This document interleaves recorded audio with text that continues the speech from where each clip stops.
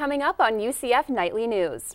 A year after the tragedy that took the life of a UCF student, we'll tell you what's being done to commemorate Brooke Dawkins. And state lawmakers could be putting a hold on abortions. We'll bring you both sides of the debate. And Orlando International Airport is considering a change in security. Find out why OIA could say so long to the TSA. You're watching Nightly News, covering the university community in the greater Orlando area. Nightly News starts now.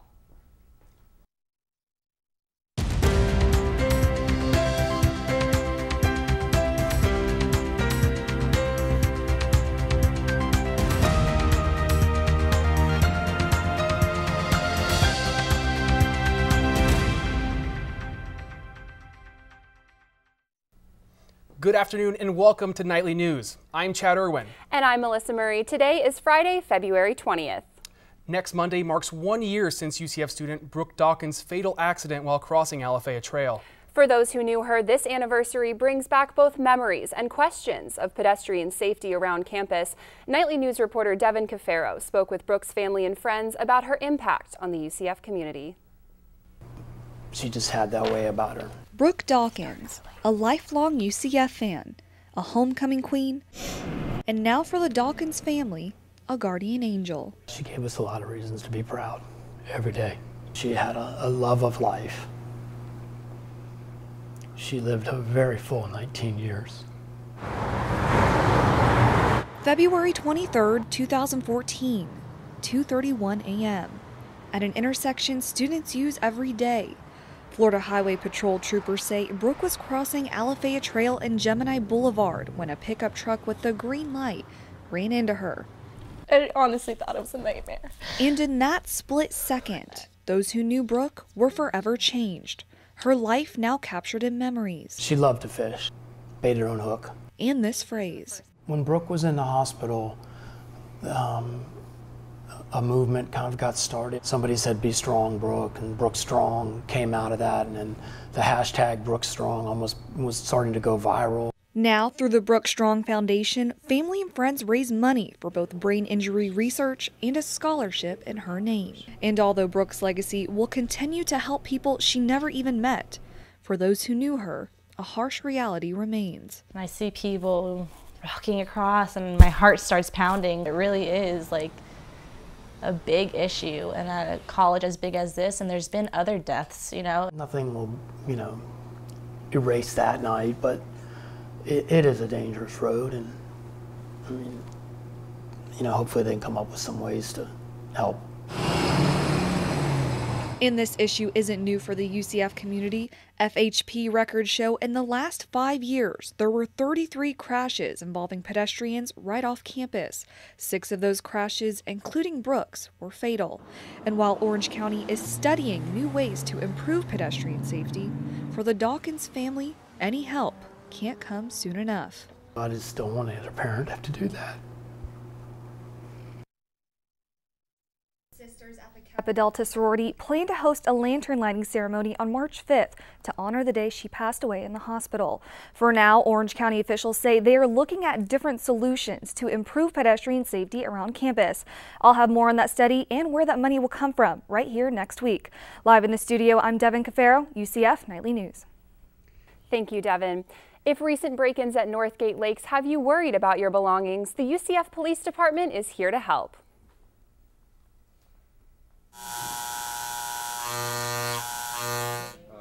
Officers were at the library on Tuesday registering and engraving personal property to UCFPD's online database. The police department's goal is to help students and staff recover stolen items. UCF police officer Peter Stevens says this program can help an ongoing problem at UCF. Unfortunately, theft is the #1 crime here on campus. We have this program available so that students can register their items. It's not all the time that you're going to get it back, but it does make it easier, especially if it goes to a pawn shop or is sold to a secondhand dealer. And if you missed out this time around, the next events are February 24th and March 4th. Well, Melissa, it has definitely been a little cold lately, and you can always tell when the Floridians bring out the scarves that the temps are getting a little low. Yes, that's very true. I mean, I'm from Pennsylvania, so the scarves and boots, it's a little much for me right now. I know it's in the negatives up there in the north, but it is a little cold for the Floridians. And Deara Bradley has our first look at our weather. Deara, it has been pretty cold here the past few days. Well, Melissa, you're right. The past couple of days brought us to freezing temperatures, and this cold weather has citrus farmers concerned. If the temperature drops below freezing for more than 4 hours, citrus trees could be damaged for next year's harvest. That means higher prices for orange juice and other citrus products. But citrus experts say a quick drop in temps could also make this year's crop sweeter. Right now, it may be cold, but the weather is beautiful outside. There are no clouds in sight, the sun is out, and the best part of it, no rain. So if you were planning to go outside for an afternoon stroll or jog, today is definitely the day. The current temperature is 54 degrees with 29% humidity. Wind is coming from the north at 8 miles per hour, so you do want to make sure you bundle up. However, the skies are clear and there is no chance of rain. That's what it looks like now. I'll have your full forecast a little bit later in today's show. Now, back to Chad and Melissa at the desk. Thanks, De'Ara. Still ahead on Nightly News. Find out how gun laws in Florida are looking a little different. And find out what the latest is on UCF's downtown expansion. Stay with us.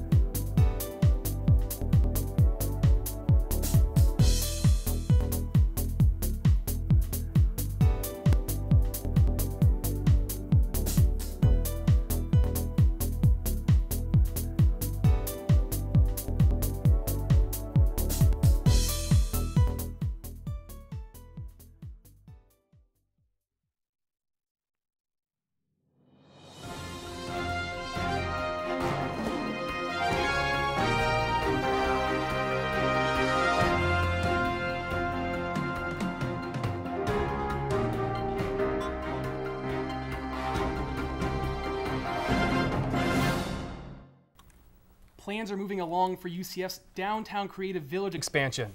Thursday's Board of Governor meeting earmarked the $2.7 million in its request to the state. While this doesn't guarantee any funding, this is the next step to securing state money for this expansive project. Student government presidential elections are around the corner, and they're looking for some new faces. SGA will start accepting petitions for presidential candidates next Monday. Former Supervisor of Elections Eunice Wanjiro recently stepped down. There are also 5 vacant seats on the Elections Commission. Applications for those seats can be picked up in their office in the student union. It's unclear what the plans will be if those seats aren't able to be filled. And UCF is adding a new feature, a Direct Connect program. The program guarantees admissions to students who earn an AA degree from any of its 4 partner schools. After 7 years, Direct Connect is adding a new feature called the Pathway, which lets students access Canvas, online chats, and virtual campus tours before transferring to UCF. Regional Director Dr. Sumner says that strong partnership between the 4 colleges and UCF is what sparked the new addition. We are reaching students sooner, earlier, better in order to get them academically prepared and also career ready, so that when they transition from one of our 4 partnered institutions into UCF, they are going to be well prepared for their success. Dr. Sumner says the program is still in the pilot phase and they hope to have a full-scale launch by fall 2015. Those with concealed weapons permits may want to make sure their firearms are actually tucked away. Florida's 4th District Court of Appeals upheld a law Wednesday that bans openly carrying firearms. Judges say the restriction doesn't violate Second Amendment rights or access to concealed weapons permits. And a bill that would allow guns on college campuses is making its way through the Florida legislature. The Criminal Justice Committee is the second committee to move this bill along. If passed, it would lift the long-standing ban on concealed carry, meaning people could carry guns at Florida's 12 universities. 3 more committees need to approve it before the Senate can have the final vote. And a faculty member from Haggerty High School in Oviedo was arrested last Thursday. This is the 3rd arrest from the school in less than a year. Dean of Discipline William Nate Gerke was arrested in a prostitution sting by the Metropolitan Bureau of Investigations. Seminole County Public Schools say all employees are background checked and agree to a code of conduct before they are hired. Haggerty students say they're shocked Gerke was arrested because of his usual tough demeanor. Honestly, yeah, it was a really big shock because Gerke was really strict on everything. So he was the last person who I thought that would have done that with prostitutes and everything like that. So SCPS officials say Gerke is on paid administrative leave and they've made a request for his termination. And on to something a little lighter, Volunteer UCF is putting on its first 24-hour community service event. The first day and night of service is next weekend, and VUCF will provide transportation to different volunteer locations around Central Florida. Students can sign up for the event on our website, nightlynews.ucf.edu, until Wednesday, February 25th. And next week, UCF will have several events for National Eating Disorder Awareness Week. One study reports eating disorders on college campuses at 13.5% for women and 3.6% for men. Later in the newscast, reporter Bree McNaught will tell us about one night who used her struggle to empower students on campus. And when we come back, foreclosures are up in Orange County, but the vacant homes can be an opportunity for some families. And Natalie Pellicetti will have the headlines from around the nation.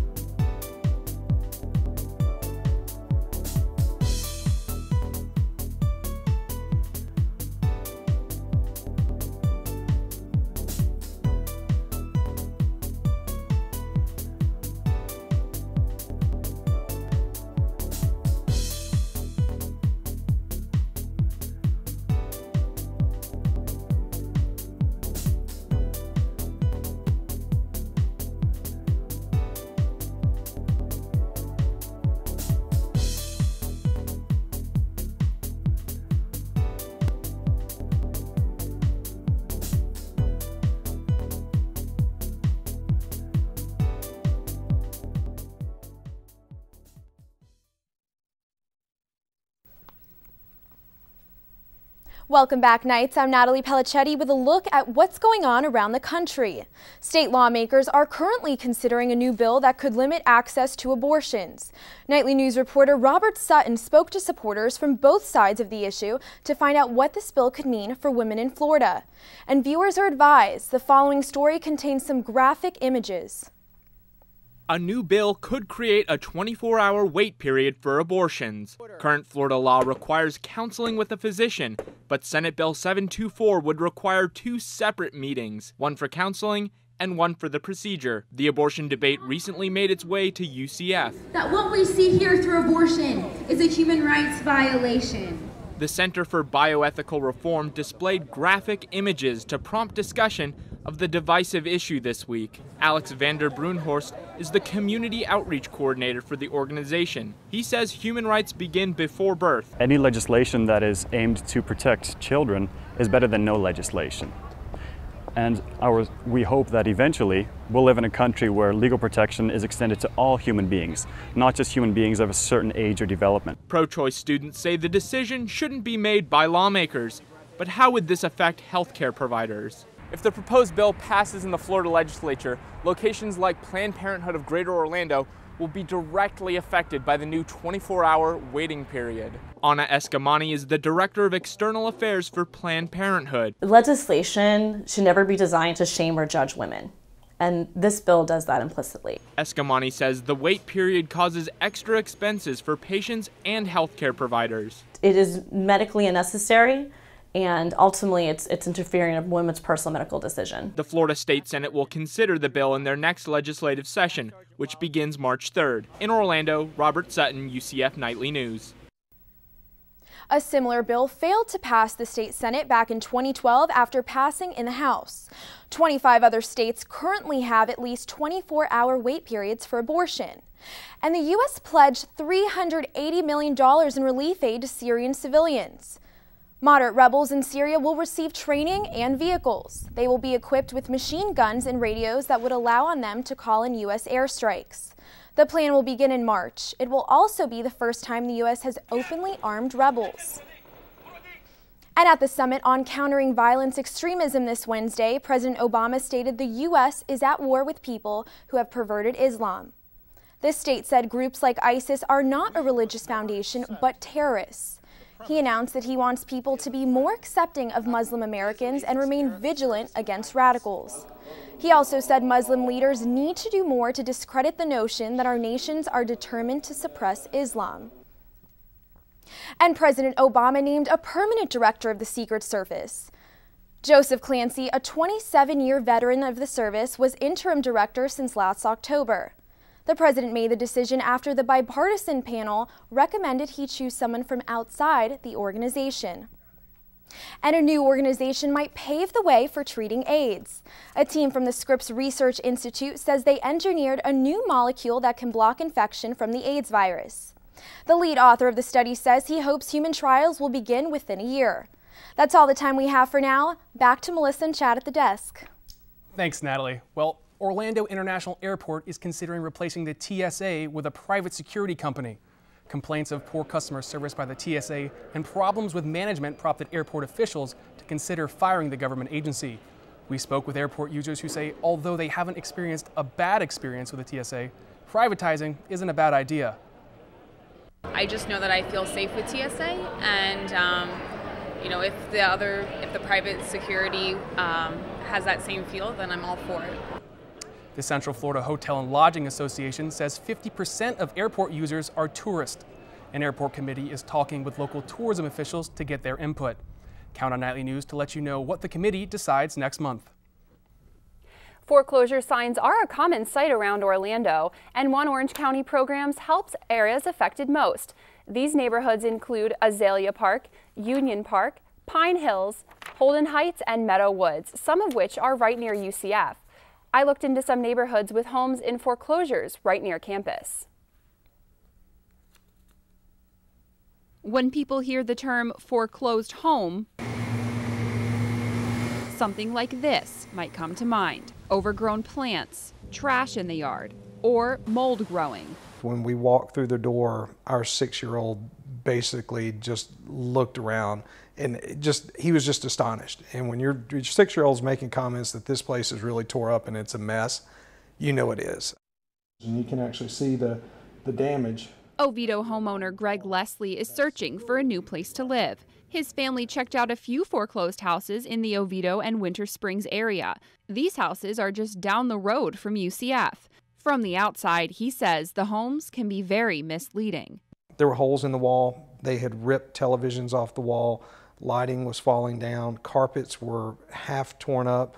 The pool was green. Realty Track says filings for bank-owned foreclosures are up 54% in Orlando from last year. But a local real estate consultant says foreclosures are not necessarily a bad thing. Never look at a foreclosure or any opportunity to purchase a home as a negative. Right now the interest rates are at 3.8% average. So right now is the best time to buy before the interest rates start going up. Foreclosures are typically sold for less than they're worth.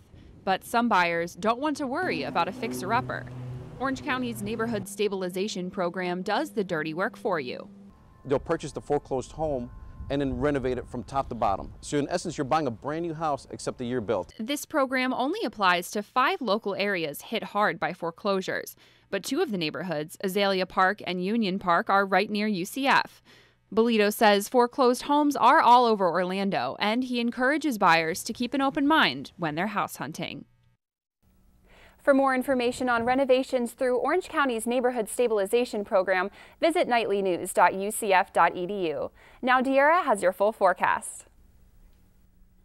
Yes, thank you, Melissa. Let's take a look at our state temperatures. Right now, you can see in Orlando, we are currently 54 degrees. Down in Tampa, they're to the west of us, they're at 59 degrees. Tallahassee and Jacksonville are, of course, experiencing lower temperatures, with Jacksonville at 47 and Tallahassee at 50. If you were planning a trip down south to Miami, they are experiencing colder temperatures than normal. They're normal tropical, but it is 63. Now let's take a look at our clouds.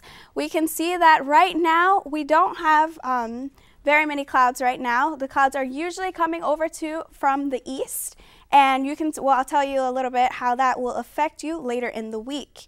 As for our national weather, we can be very happy that we are not experiencing any snow or anything. If you take a look at near the Great Lakes, of course they have their snow, so it's a benefit of being in Florida. And down over in Texas and Louisiana, they are having more rain currently. Now let's take a look at our 5-day forecast. As you can see, Saturday is a beautiful day. We are having temperatures at 75 and no chance of rain, of course. And then going into Sunday, the temperatures will increase a little bit, 10% chance of rain. For Monday, we have temperatures in 80, so we'll get back to our normal tropical warm weather that we all love in Florida. Now by Tuesday, you do not want to leave home without your umbrella, as there is a 60% chance of rain. And going into Wednesday, we'll have a beautiful day. It will be slightly overcast, but temperatures in the 70s. Each night you do want to make sure you bundle up, because we have low temperatures in the 50s, and that's all we have. Thanks, De'Ara. After the break, Jack Ebel has your UCF sports update with highlights from the undefeated baseball team's latest victory. Definitely looking forward to that, and we'll take a look at some former Knights charging their way into the pros.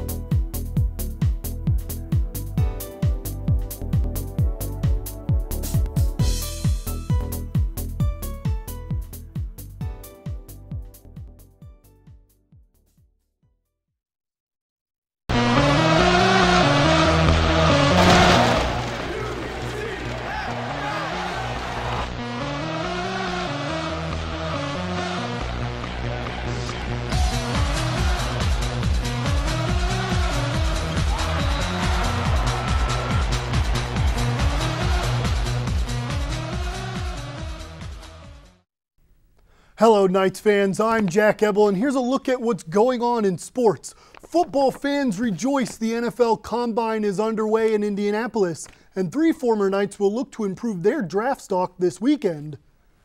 Wide receiver Rennell Hall will join defensive backs Jacoby Glenn and Clayton Geathers. Wide receiver Brashad Perriman was originally going to participate in the Combine, but a hamstring injury has him sidelined. In Show 2, Jasmine Hankerson will explain when these former Knights will perform and let you know when Brashad Perriman will return for a workout. The UCF men's baseball team took on Bethune-Cookman Wednesday afternoon. The Knights got out of the gates early in the first inning, scoring 4 runs, and they didn't look back from there. In the third inning,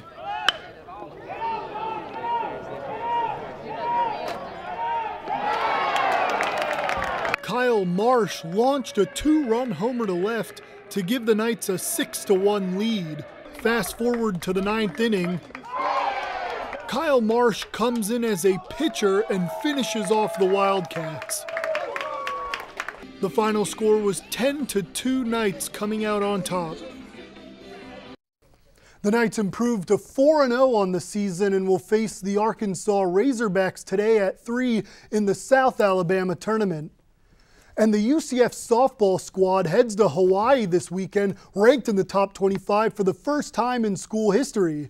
The number 19 Knights are 8-0 for the first time ever. Junior Shelby Turnier also became the first Knight in program history to be named National Pitcher of the Week. Turnier was also named ESPNW's National Player of the Week. The Knights will look to continue their historic start today versus the Washington Huskies in Honolulu. So send them a aloha from Orlando. And the men's basketball team traveled to New Orleans last night, a little late for Mardi Gras, but they faced the Tulane Green Wave. The Knights led the Green Wave throughout as they came away with the win 69-55. This is the 3rd win in a row for UCF. Casey Wilson led the team with a career-high 21 points, and guard Brandon Goodwin dished out 13 assists, 1 short of the school record. Now that's all we have for your sports. Back to Chad and Melissa at the desk. Thanks for joining us. Coming up in our second half hour of Nightly News with Charles Baber and Tom Ebel. And we'll show you how one Knight is using her experience. Stay tuned.